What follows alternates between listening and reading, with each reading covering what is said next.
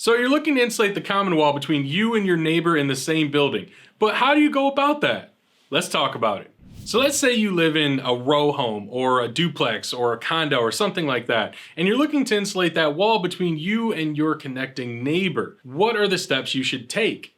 Well, the first thing that I recommend is get permission. First of all, you obviously should get permission from the property manager. Make sure it's okay for you to make alterations to the building itself, but also make sure you talk to that neighbor. Make sure you get them involved. The wall assembly could be set up a number of different ways depending on your building. So one, they may need to be involved because it may impact their property as well, but also you want to be a courteous neighbor. This process could be very noisy and there will likely be vibrations. You want to be courteous and make sure that they know what's going on so they don't think there's an earthquake or something happening. Another thing to keep in mind when you're talking about getting your neighbors involved, there's always a chance that maybe they have had the same thought. Maybe multiple property owners in this building want to do the same thing, and maybe there could be something where you could set up to get a break on scheduling or pricing with the contractor or something like that. So there's a lot of benefits to make sure everyone knows. Of course, tell your property manager, you want to make sure they know, of course, and there's plenty of reasons to make sure your neighbor's in the loop as well.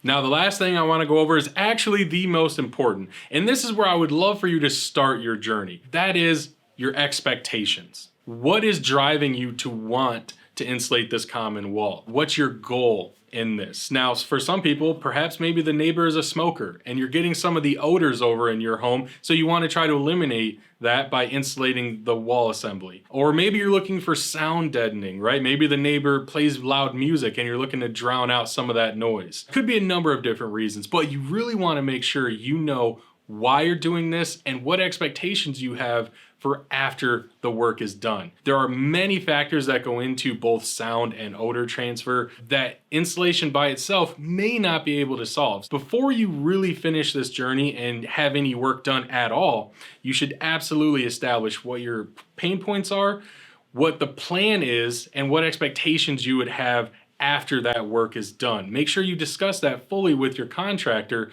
because again, if you're expecting something that a product or a service can't really fulfill, then ultimately no one's going to be happy in the end. Make sure you establish what those expectations are and make sure you discuss that with your contractor the entire process. Now, luckily for all of you, RetroFoam Insulation actually specializes in helping establish a building envelope on existing homes. So if you'd like to see how your local RetroFoam dealer could help you out in your situation, go to our link below to our Find a Dealer page, where you can find your local RetroFoam dealer today. This is the Professor Foam reminding you that building is a science.